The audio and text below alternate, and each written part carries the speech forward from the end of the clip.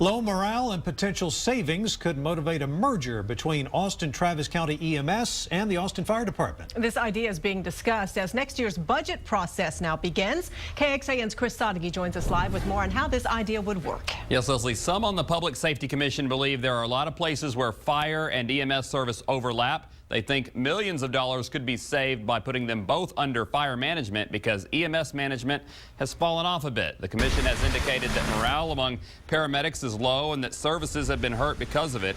There's also some scrutiny about the management of the EMS, a department that Vice Chair Mike Levy says is not running as efficiently as the fire department. Now, if the paramedics went underneath the management of the fire department, the commission estimates that it would save anywhere from $9 to $16 million a year. Money that could be well spent funding two other major public safety issues, protecting against wildland fire and putting more police officers on the streets, an area where there is a huge discrepancy in the budget.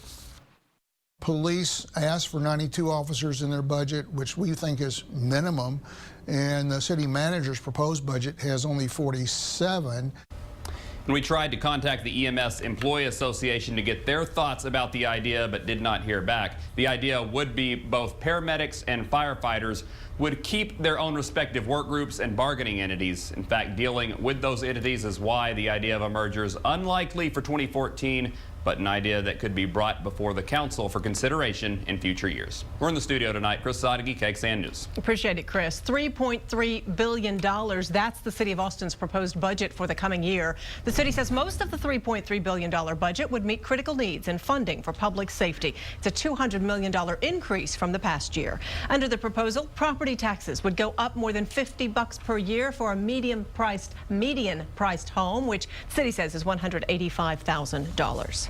KXAN first reported last week the Austin Fire Department welcomed nearly 50 new firefighters to the force. It is helping the department finally meet national staffing standards. But a $5 million federal grant is changing that. 36 of the 50 positions were created through this grant. There are 6 other approved grants totaling over $5.5 million. Those include money for training, new equipment, and public safety initiatives. Only one of these grants for hazmat and weapons of destruction training is still pending. That is $50,000.